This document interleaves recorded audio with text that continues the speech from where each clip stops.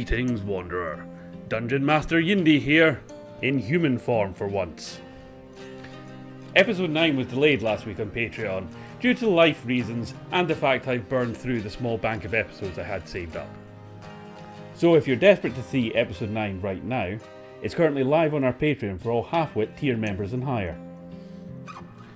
But don't worry, episode 9 will drop here on YouTube next week at the usual time. After that, we'll be moving to a fortnightly release schedule to give me more time to work on each episode. However, let it not be said I'm not a generous dungeon master. To keep things going here on the main channel during our off weeks, welcome to the first installment of Yindy's First Impressions. Working title.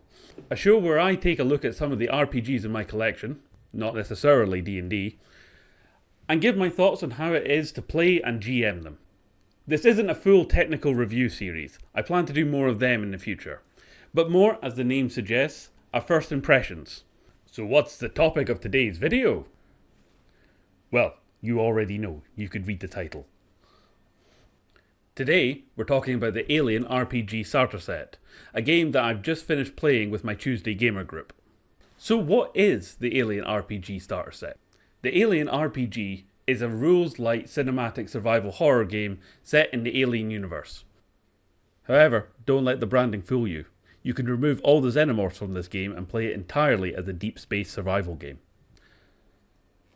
Harsh environments, resource management, lack of air and food can all contribute to its own special level of tension. After all, in space, no one can hear you scream. Now let's talk about that word, cinematic. The Alien RPG is divided into two systems. Cinematic mode, short, self-contained adventures designed to be completed in 2 to 3 sessions, often mimicking that of the Alien movies. Or campaign play, a more traditional, long-form RPG campaign played over many sessions.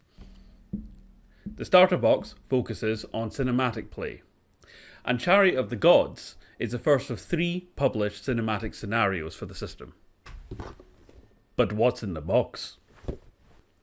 A 104-page streamlined rulebook, a 48-page cinematic scenario Chariot of the Gods, 5 pre-generated character sheets, yes, pre-generated, we'll get to that later, a large double-sided poster map, surprisingly high quality,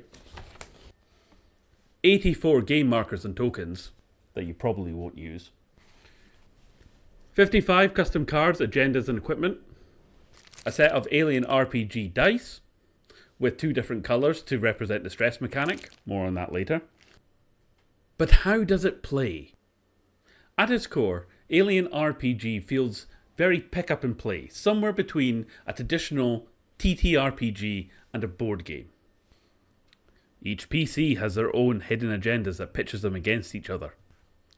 Yes, PvP is encouraged. The game thrives on paranoia and distrust.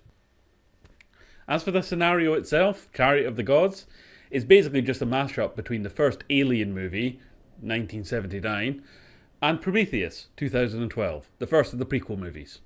You play as a bunch of hapless space truckers that's piloting literally the same make and model as the Nostromo and are sent to investigate a derelict science vessel that happens to be the same make and model as the Prometheus. If you've seen an Alien movie before, you know where this is going. However, one weird design choice. There are no classic xenomorphs, chest bursters or face huggers in this scenario. Instead, the game leads into its more Prometheus side of things, featuring on the black goo, neomorphs and bloodbursters. A strange choice for a starter set, but okay. But how do you play? Like any TTRPG, it all revolves around skill checks. This is how it works. You roll d6s equal to your attribute, skill level, and stress dice. If you roll at least 1 6, you succeed. Extra 6s give you bonuses like extra effects, and showing off and rubbing it in other people's faces. However, stress dice add risk. However, if you roll a 1 on the stress dice, you panic, and this causes unintended consequences. This mechanic keeps the pacing fast and the tension high. If you're expecting a hardcore space survival game, this isn't it. But if you're looking for a quick, easy RPG experience, especially for new players, this works fantastic. So how is it to GM? The scenario is split into 3 acts. Act 1 is highly scripted to set the scene. Act 2 has some scripted events but more freedom. Act 3, the GM becomes more of a referee, letting the players drive the story. Spoiler warnings for our playthrough.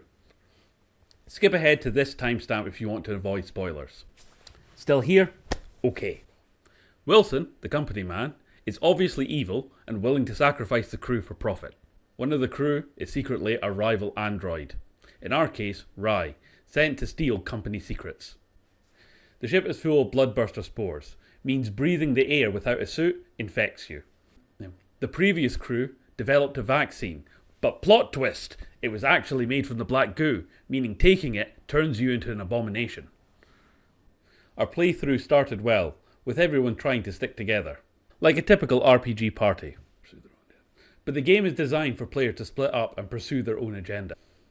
It took a while for the players to shift their mindset, but once they did, things got wild. Also, combat is terrifying. If you fight, you die. This isn't D&D. If a fully grown necromorph attacks, your best option is to run. Fun moments from our game. The party inoculated the ship's cat thinking it was safe. Spoiler alert, it wasn't. After flushing it out the airlock, this meant we had the running joke that every time they looked out the window, just this mutated cat would come sailing by. However, by the final act, we had 2 rival factions fighting over the only escape pod. It was chaotic, dramatic, cinematic. Exactly what the game intended. Final thoughts. Is it worth picking up? Yeah, absolutely. Great for established groups, like us, looking for a rules-light change of pace. Perfect for new players for its low barrier to entry.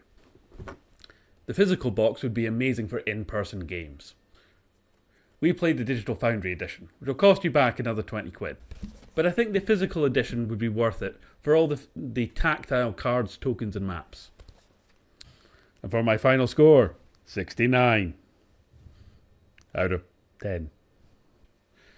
Thank you for joining me for Yindy's first impression. Come hang out with me later over on Twitch over at Yindy Plays. Halfwits will be back next week on YouTube, or you can check out episode 9 now over on Patreon, along with exclusive goodies and loyalty points with our friends over at Dungeonlands. Remember to like and subscribe, and I will see you next time. Yindy out.